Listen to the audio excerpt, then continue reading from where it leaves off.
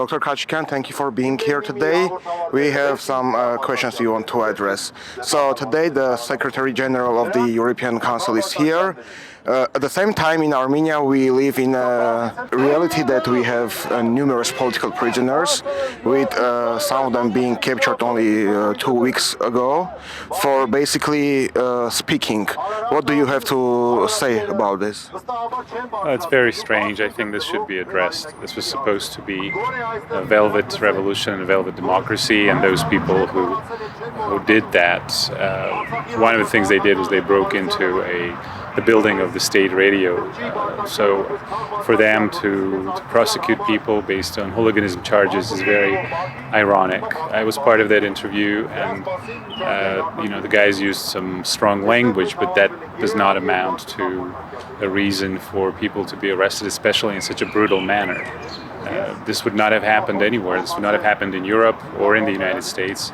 And I'm wondering why all those NGOs and human rights watchdog organizations are silent, because this is a very clear violation of any conceivable norm of free speech.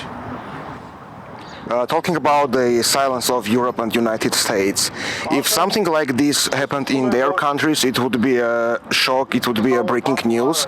But now, as it happens in Armenia, in a country which democracy they seem to celebrate, they are silent. What do you think the reason is? Are they not being aware of the situation, or are they specifically electing to ignore the circumstances?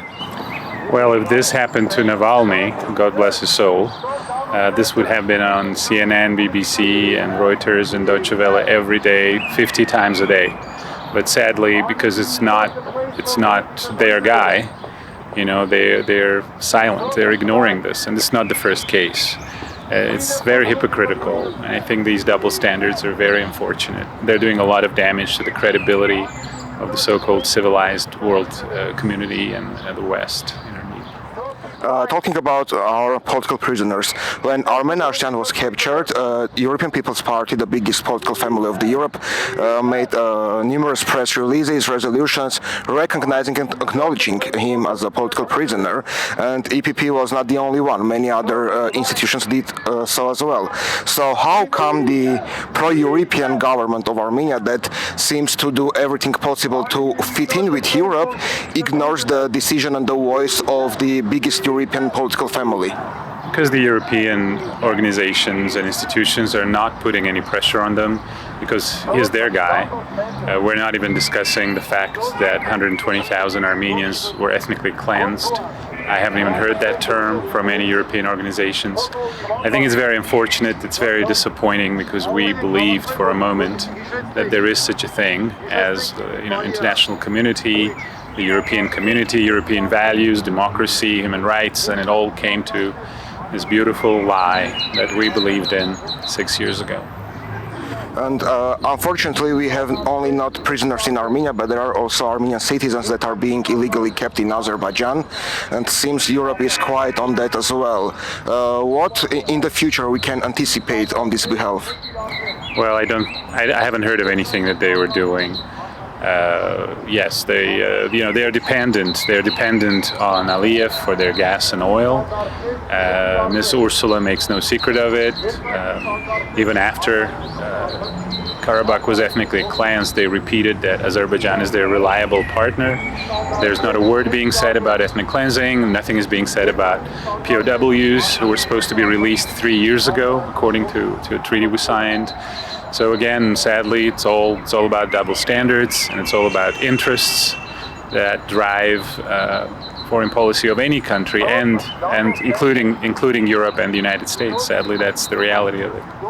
And talking about Ms. Ursula, only a few days ago, Armenian PM Pashinyan met her and Secretary Blinken in Brussels. Are there any takeoffs about prisoners in Azerbaijan or prisoners in Armenia that we can make from that meeting, or was it just for another topic completely? I haven't heard anything said about POWs or about the prisoners, the leaders of the Artsakh Republic who are imprisoned now in Azerbaijan. I haven't heard anything about that. I haven't heard anything about ethnic cleansing. I haven't heard anything about the right of Karabakh Armenians to return to their homes. Nothing. All I've heard was that bit about limited financial assistance, which is great, but it doesn't really change much.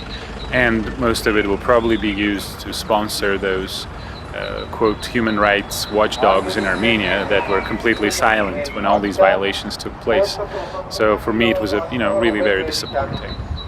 And last but not least, Dr. Khachikian, what are the key actions that have to be taken to bring these topics back to our agenda? What we have to do as a nation, as a republic, and as people? We have to look at the record of the past 6 years.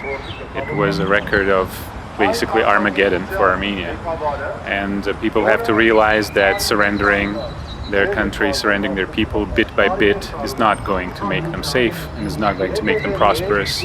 It's very dangerous. And looking at the record of this regime, I think that the first step, the essential step, would be to replace them with a competent government that is capable of leading us out of this disaster.